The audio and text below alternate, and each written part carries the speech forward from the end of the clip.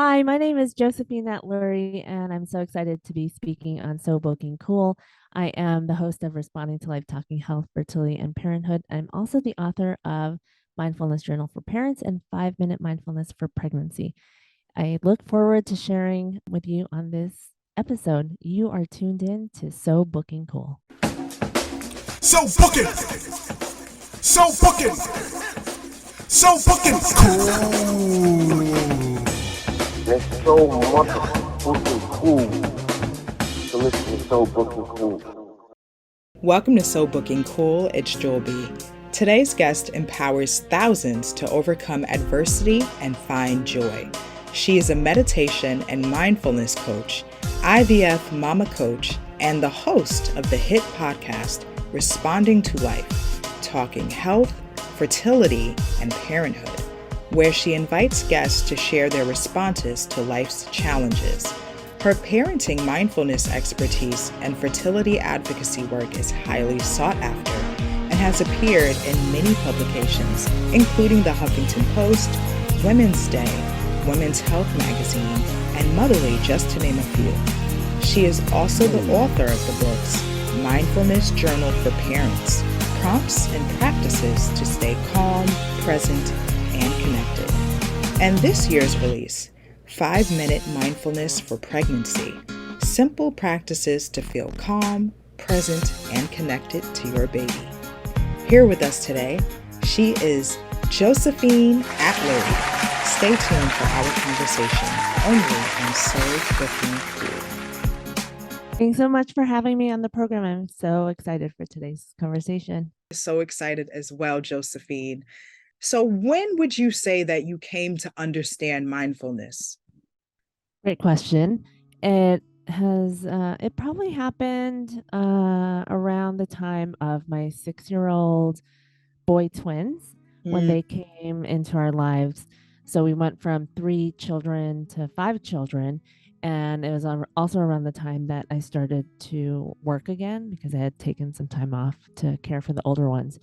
And so it created this perfect storm of chaos for me. And I wasn't prepared to handle all the new demands in life. And I felt like I was just sort of sinking and drowning in all of the new things that I had to do, and the new way our family was now operating with added children and both parents working. So I, I've been told by many friends that I should try out meditation and mindfulness. I just never thought it was for me because I describe myself as type A, always on the go, always thinking about things. I used to be an event planner, so I am used to planning things like in 5-minute increments. That's just how I roll.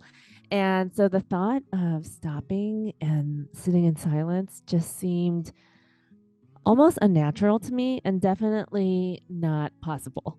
But at this point in time, I realized, I'm willing to give it a shot because everything else isn't working. Um, so I tried an app. We're very fortunate that there are so many apps and things available to us to help us in this manner. And I started off with just like a 1 minute session and gently progressed into more minutes. And it was finally during this moment that I gave myself a chance to rest, to take care of myself, and to sort of sit with whatever was bubbling up. Um, and and for me, that was such a profound experience because I had never had that. That I became hooked, and I just kept going with it, and here we are today. So do you think that your household was able to feel the change, like your family was able to see Oh, the benefits? yeah. Yeah, no, definitely. My husband um, definitely noticed it, and I think, and my older kids totally noticed it in the way I interacted with them, in the way I was presenting myself to the household. So, for a good example of this would be when my oldest child would have sort of he'd get upset. And I don't want to say tantrums because he was a little bit older, but when he would get upset, he would expect what he knew my reaction to be from the past, right? But now that I was implementing all of these new strategies and tools that I learned from mindfulness and meditation, I was able to allow kind of his emotions and his words to, I always envisioned it like flowing over me, kind of like a rock, water flows over a rock in a river. It doesn't try to push that rock, it just goes over it. And so I would get myself to a point where I would just imagine, like, I'm present to him, but I'm not allowing those things to affect me. I'm allowing it to flow over me. And it he noticed that because he wasn't getting that same like sort of fight back that he was so used to. And that made it very different, like our relationship moving forward, very different, because now we each had to adapt to one another in this new way. And so that's just a quick example of how it ultimately affected my life, but then of those around me. Wow. Okay. Now, of course, with responding to life, you help people to overcome adversity so that they can find joy. So, when would you say that you first came to understand adversity? Well, that's a great question. And adversity, I feel like we all experience, pretty early on in life, whether it's something that we realize or not. But I feel like, as I was growing up, I had various moments of adversity. Perhaps the ones that were most profound to me were the ones that were in my early adulthood. And so, one that was pivotal for us would be when my husband got sick. And that was before we were even married. And, it sort of forced me to look at life in a different way. And that goes back to kind of why I named my podcast Responding to Life. Because in my mindfulness and meditation teachings, what I learned was that we can either react to something through emotions, through our past experiences and how we've dealt with things in the past, or we can respond to life. And responding to life takes into account the fact that we are present to the moment, the fact that we are infusing it with clarity, so that we can really be understanding and empathetic and consciously communicate with the other people in that situation so that it's not a reaction. It's something where you actually took some moments, whether it's a quick moment or a really long moment, to understand truly what's happening, because you're being present and you're being aware of yourself, the environment, the situation, other people. And so that is, for me, how I started to change how I interacted with adversity. Your question was what were some moments of adversity? But I think more profound to that is the choice of choosing to respond versus to react. Ooh, yes, Josephine. How do you think somebody can balance being present in the moment, but also not reacting reflexively? That's a tough one, right? Because you can, when you're in a situation, you start to just instantly feel, like physically, how that situation is making you feel, right? So if it's something that's triggering, something that's upsetting, you can start to feel like your body thinks that it's being attacked, right? You're emotionally being attacked, but it starts to trigger those responses as if you were being physically attacked, right? And so what you'll start to feel is maybe you'll get hot, maybe your heart will start beating really fast. You may not realize it, but your blood pressure is going up. And so that's our fight or flight response, right? And so that's our response to like what is happening. And the way I think to balance all of that is, I have these 4 P's. And the first P is to pause. And what you can do in that moment is just take a really long and slow breath, maybe a couple of them, a few of them. And in that moment, what's happening is you're trying to stop that fight or flight reaction that you're experiencing. And it gives you that moment to now next to infuse some presence. That's the second piece, to infuse presence into that situation so that you can be mindful and aware. Because if you aren't able to slow down everything that's happening in your body, your mind will be clouded, and all you will be able to feel is just the emotion that you're getting from that situation. So all that you can even think about is how upset this is making you, how scared this is making you, how frustrated this is making you. But if you pause and you slow everything down just by manipulating your breath, then you're able to just separate yourself from that situation and infuse clarity into it, right? So it's pause, presence, and now you're getting some perspective in the situation, right? Because now you're being present, you're being aware, and now you can really see, almost as if it's like high level, and you're looking down on the situation and seeing it all play out before you. Like, okay, look at me, I am starting to like go nuts. And this other person is trying to tell me something, and I'm not listening to what they're saying. But let's listen, like from above, like let's see what's really happening here. What is this person really trying to say to me? Or what is unfolding in this situation that's really upsetting to me? Where are my emotions coming from? But what's the reality of what's happening here? Is this as big a deal as it is I'm making it out to be? And what are some things that I can do to sort of solve this situation or interact with this situation in a more positive manner? And then that final P is presence, because now that you've done this, now you can be in the moment, right? You can be really mindful and fully aware of what's happening. So you can be empathetic, you can be understanding, you can constantly communicate with that other individual or individuals that are part of this situation. And so that is how, to answer your question, you can mindfully balance a situation when you feel like you're ready to just react. Okay.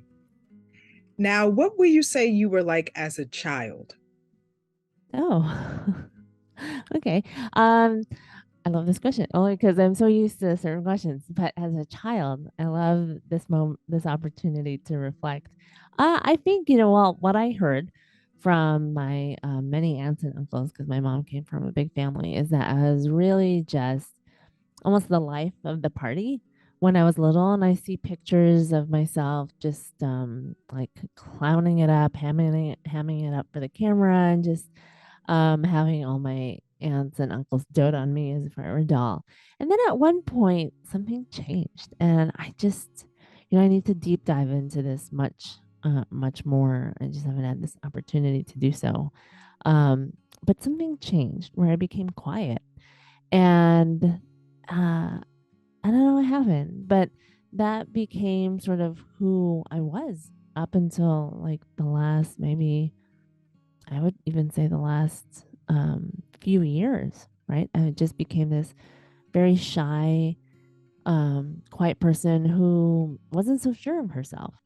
And maybe that was adolescence, like prepubescence stuff that started happening, that I became unsure of myself and that sort of thing. But might have been before that too. So I don't know what happened along the way to sort of feel like my voice was silenced, like my voice wasn't enough, didn't need to be heard. But that's really how I felt. Um, in my teens and into college. And I would really say up until a few years ago when I really stepped into my voice and owned my truth and learned to be authentic. And I think a lot of that came with this mindfulness and meditation training, because it forced me to really be aware of myself. And when you're aware of yourself, you can start to see things and see yourself, right? And see how you're interacting with your environment and with others. The beauty of awareness and mindfulness is that it really allows things to like come to surface that you may not have even realized. And the other beauty of that is, if you don't know that something is happening, if you're not aware of it, you can't change anything. There's nothing that you can do. You may want to be better, but if you're not aware of anything, like aware of, like, for example, like with people who have addiction problems. If they're not aware that it's a problem, nothing can change. No one can change you or help you out. You have to realize that kind of stuff for yourself. And so this is, I know I'm going on a tangent, but Love it. mindfulness can really be a foundation for everything in your life. It can be a touch point for everything in your life. So I like to tell people that mindfulness is a lifestyle. It's not like a thing that you do, right? It's something that can color everything that you do in your life. It can um, allow you to be more aware at work. It can allow you to be more aware as a parent, as a friend, as a partner, and everything that you can do. Awareness can benefit you in so many ways. And meditation is just one of those modalities that can help you practice it. There are so many other different ways to do it too. But the more you practice, the more you'll start to see that you just become more aware in everyday life. And that just enriches your entire experience. Well, first of all, Josephine, thank you for, just being really open about that. The time that you recognize that you did lose your voice, after saying that that was not how you initially were. Yeah, I think that's something that a lot of people can relate to. Do you remember the first time that you meditated, by the way? The actual experience, I feel like I mean, it was through an app. So it was something where it was the which app was it? I forget now.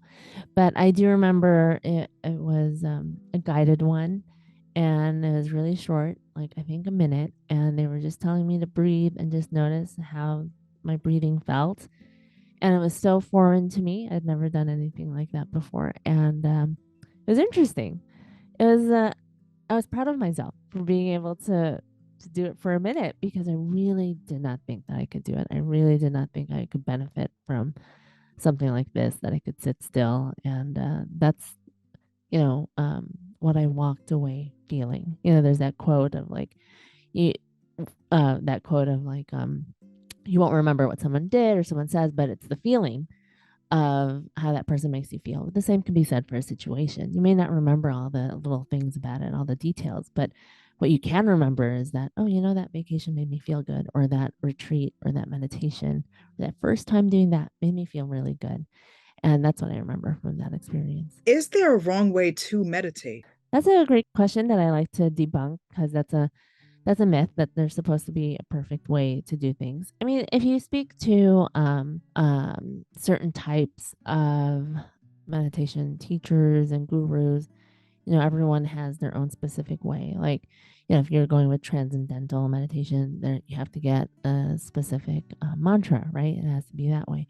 But I'm of the belief that there's no wrong way to do it because I come from the point of view of like a busy working mom who knows how complicated it can be to try and add something else to your life and try to do something, even if it's, you're well intentioned and know that this is good for you. So I like to infuse more flexibility and approachability to meditation.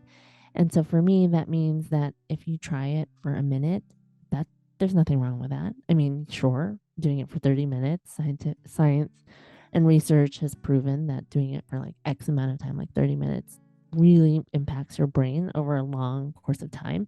But if you're doing it for a minute, is that wrong? No, I would say that that's wonderful because you're able to like start a habit, right? And make it a part of your routine and your lifestyle. Is it okay for you to do it with music? Some people would say no, it should be in complete silence. But what would be the problem of doing that if you're allowing yourself a moment to like care for yourself, right? And it's a start in the right direction. So my quick answer, even though I've made it long, is that I feel like there's no wrong way of doing it. In my latest book, 5 Minute Mindfulness for Pregnancy, I even have mindful movement. Now some would say, no, that's not mindful at all because you're moving, you're not sitting, you're not like doing all the other steps that you're supposed to be doing. But I would argue that when you're being aware, that's mindfulness for me, because that's for me the definition of mindfulness is awareness of the moment. And if you are doing that movement, and in this situation, it was like prenatal yoga or Qigong, if you're using the moment to be mindful of your body and how it's moving, how it's feeling, how these exercises are like impacting you, well, then I would say that's being mindful, and that that's um, that's not a wrong way of doing it. So to answer you quickly, I don't think there's a wrong way to do it. Yeah, there you have it. What are your thoughts on manifestation? Ooh, I love your questions. Manifestation. I am a big believer of manifestation. One example for me is there is this product called Wish Beads, and it's a bracelet where there's, at the clasp, you unclasp it, and then you make a wish, or you write down what you're trying to manifest in your life, and you write it down, and then you tuck it away in there, and you wear this bracelet, and every time you look at it or touch it, it's a reminder of how you're trying to live your life with intention, and what you're trying to manifest in your life. Some call it a wish, many ways of referring to it as. And I did this so many years ago, and like we went through this whole journaling process of like, okay, write down all these things that you want, and blah blah blah blah, and then like visualize it, and then write it in just this tiny, like, one word or one phrase, and then roll it up and put it in. And I did that, and I wore the bracelet. I mean, it was a black one. It was really pretty, so it worked with anything. So I just like kept it on throughout like a whole year. I wore it, and it came true. And it didn't unfold the way I thought it would unfold. Like, I'll share it with you. I didn't share it with anyone at the time when I was wearing. I'm like, people would say, "What is that?" Okay, no, well, what did you wish for? What is your intention or manifest? What are you trying to manifest? I'm like, I cannot tell you that. I need it to just sort of happen. But now that it's long gone, like, I envision myself on a stage, talk with my family, talking to like someone who was interviewing me, and whatever it was that I was talking about, maybe like my family story, what have you. um, Basically, what it came down to is that I was sharing to help others. Like, the point was, I, through my voice, through my story, through my work, that I was being interviewed about, I was able to help others on their wellness journey, and that came true. And I never expected it to unfold the way it did. Like, I didn't put down details like that. You just sort of write a general sort of idea of what you're hoping for, what you're trying to strive for. And the idea is that through your actions, through this reminder of your intention, that the things that you're doing on a daily basis are things that are helping you to manifest this goal, this dream, this desire that you have. And for me, I felt like that's what happened. So I'm a huge believer of manifestation. I love that. So, do you advise people when they go about manifesting to kind of keep it to their chest like you did? I mean, that's a personal thing. I kind of like that, because, but at the same time, that you could also argue that if you speak it out into the world, then it's like the universe is trying to hold you accountable, right? So there's that thing, like if you're trying to go on a diet or something, or if you're trying to change some sort of habit, that you should make it more official, so that you don't give up on yourself, so that you don't give up on this dream, because you threw it out there, right? It's out in the world for people to be like, hey, weren't you going to do that? But then there's that other argument of like, well, that's unnecessary pressure, and you just want to keep it to yourself, and it's a personal thing. So, I mean, it's really up to the person, but there are two ways of looking at it. Another story, another just a quick one, is what happened when I just shared sort of what I wanted, right? So I was speaking like to a life coach. It was part of this wellness day that I went to, and I signed up for like a quick slot with this life coach, and she's like sort of asking me all these questions about what I wanted, and I told her that I wanted to be a writer. And so she's like, okay, well, are you writing things right now? And I said, well, yeah, but I'm just like journaling things or just typing things up, but it's not being published anywhere. It's not going anywhere. And she said, well, that's just your way of looking at it, but you are writing. So you are a writer. And she's like, so I want you to say that. I want you to say it out loud. And I had started with a whisper. And she's like, why are you whispering it? I need you to scream it in this room. And all of these other women in the room were doing all their little like one-on-one things. So everyone was busy. No one, it's not like everyone's eyes were on me, but it was really hard for me to do it. But at the end of that little session that I did with her, I was screaming, I am a writer. And it felt so like freeing to own up to it and to almost like unearth this deep desire that I had within me. Um, so that just goes to your point of like, yeah, you can keep it close to your heart, but there's also some benefit to like owning it and and sharing it. And maybe that, for some will help you to manifest it on a daily basis, right? So, Absolutely. Absolutely, Josephine. Thank you for that. You mentioned that you said that you wanted to be a writer. So, did you always want to write a book? And when you were saying that you wanted to be a writer, was it the books that you ended up putting out into the world? oh, I love this. Um, so I never wanted to be a writer. I call myself a modern day Renaissance woman because I have been, I've like had so many careers. I started off like when I was growing up, wanted to be a doctor, and then I went into college, and that was my intent. And then I changed it. It changed many times, and ended up graduating with a public policy degree in healthcare, and that's what I went into. I went to healthcare consulting, but the market didn't work out that way, and I was assigned to um, like uh, financial consulting, and then a couple of years into that, I quit and I went to cooking school. And then, because it had always been something I wanted to do. And then from there, I went into catering, and then it pivoted into like event planning because I figured, catering is a part of that. But what I really like is the whole thing.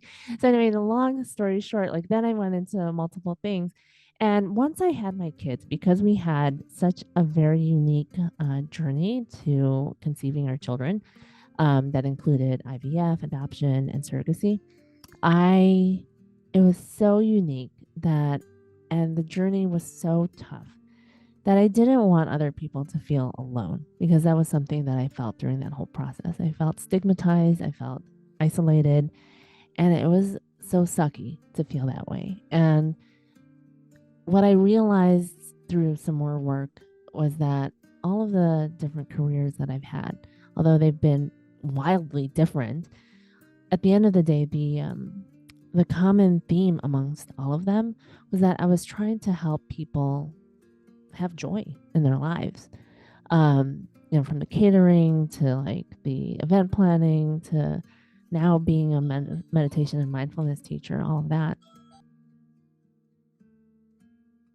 Sorry about that. It The common theme was this need and desire and passion to help people. And so the idea for the book came about because I thought, well, I don't want other people to feel this way that I felt when I was trying to have my family. And it's so different. It's like I can offer so many different perspectives, and I can compare all these different paths that most people can't, right?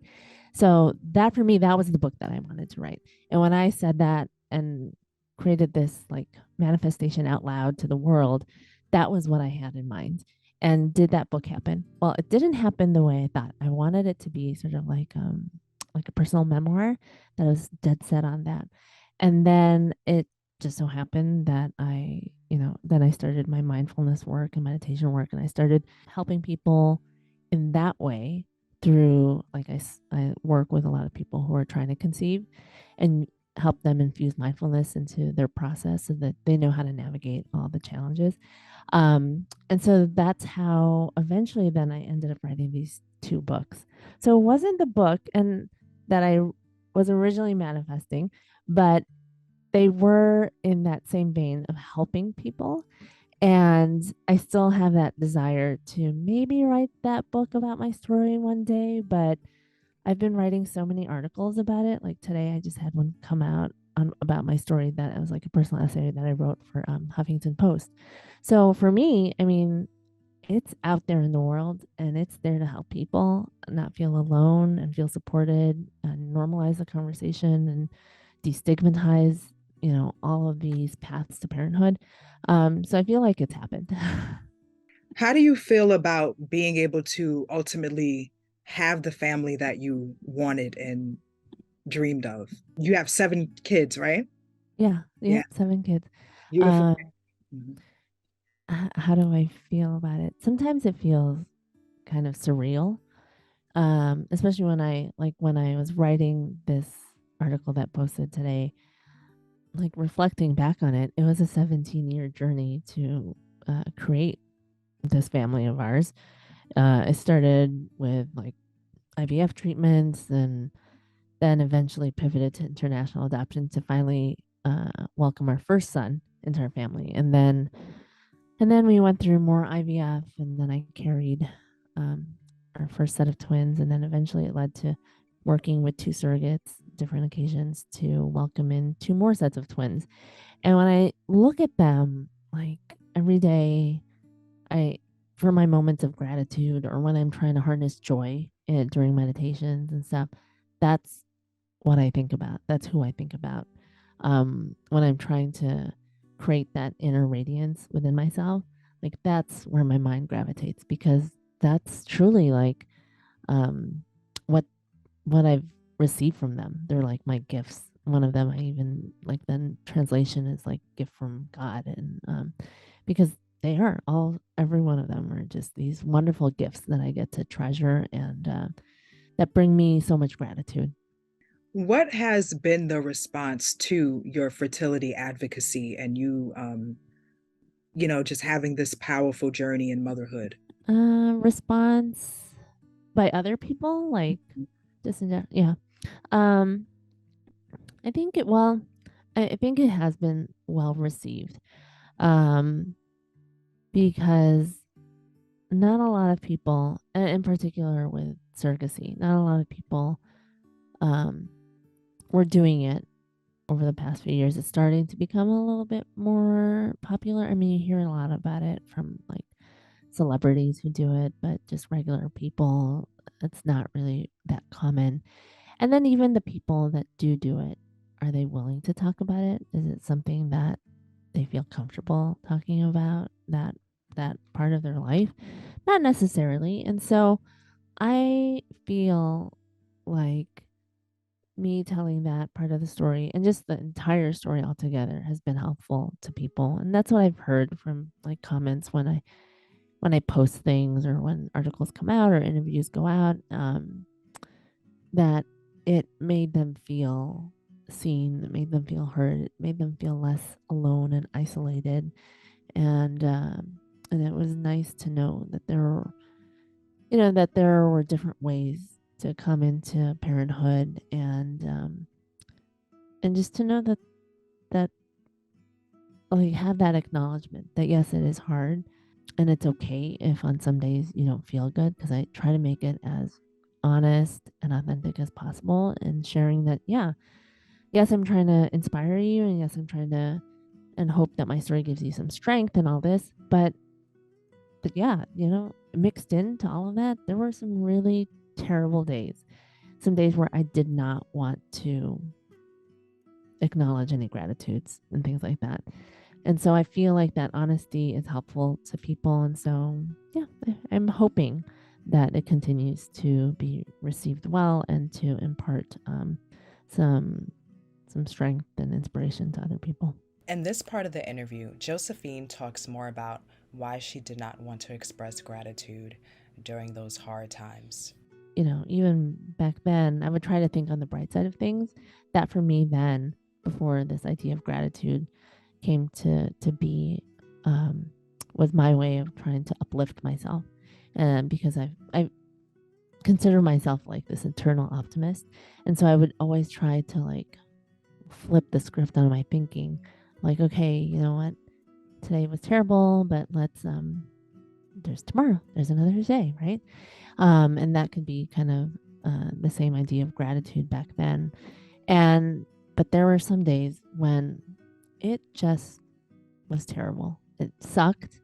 And I just didn't want to go through that motion of like changing my mindset and feeling like tomorrow would be better. I just wanted to feel like crap.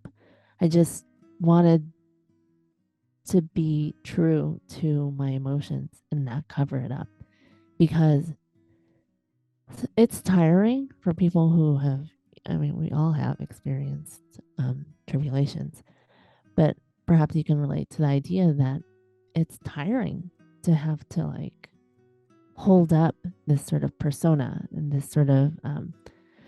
uh, this sort of exterior view of yourself to other people when you're not really feeling it, right? When I'm sort of talking about mindfulness and being present and being aware and being authentic, I always make a point of saying that you need to be true to your emotions. And if right now the way you're feeling is like you just feel um, sort of lost and you feel like you're just down and out, then allow yourself to feel that way without having to like cover it up. And then, when you feel ready, maybe that's in a couple hours, but maybe that's tomorrow, or maybe it's in a couple of days. Then you're ready to express a moment of optimism, a moment of hope, a moment of gratitude. Then that's when you do it. But don't try to force yourself to feel a certain way and thereby not acknowledging and not honoring your true self and your emotions. That's a disservice to you. That's not you caring for yourself, right? That's you living up to external expectations, and that doesn't serve anybody. So that is why I say that there are some days when they were just terrible, and I didn't want to do that, and that's okay. That's deep. How can families practice mindfulness when it comes to a new school year starting? Yeah, we're about to head into that new school year, so time to brush up on those skills, right? So uh I have kids who are like in different phases. So I have kids who are going back to elementary school, I have kids who are going back to middle school, and then I have my eldest who's starting high school. And everyone is different. Like it's a different sort of different problems that everyone is going to experience, different issues and things that they're worried about that they're going to go into. But at the end of the day, how you can support your kids throughout this whole process is just being aware of not what you think that they're feeling, but really just being aware in this moment and understanding and listening to them, listening to what they're saying to you about their feelings, about this moment, about this sort of new phase that they're entering, right? Because when oftentimes as parents, we're doing so many things that we're trying to problem solve, but we're problem solving even before they're even telling us like how they're feeling, or as they're telling us, we're already coming up with solutions without really listening to them because we know, like, we think that we know how to solve XYZ. But that is not like, that's not being conscious to their experience, right? You're not being aware, you're not putting yourself in this present moment to hear them. And so I think the biggest thing that we can do for kids of any age in this moment that incorporates mindfulness is being these listeners, these mindful listeners to our kids, and offering them a safe space based off of what is appropriate for their age level. So if that's like a hug that a 6-year-old needs, or just some mommy time doing something with them to make them feel better about like their nervousness about entering a new grade, or perhaps not being with their friends in this grade, or whatever it is. Or it goes up to being a high schooler and they're like freaking out about social situations, not getting invited to this party at the beginning of the school year, and that just telling them that you're there for them in whatever capacity that they need, whenever they need you. And usually it's at like some ungodly hour when you're ready to go to sleep and now they're ready to talk. But just being there for them, I think the fact that they know that takes a huge weight off of their shoulders of not knowing where they can turn to when like things get really like overwhelming and uncertain for them.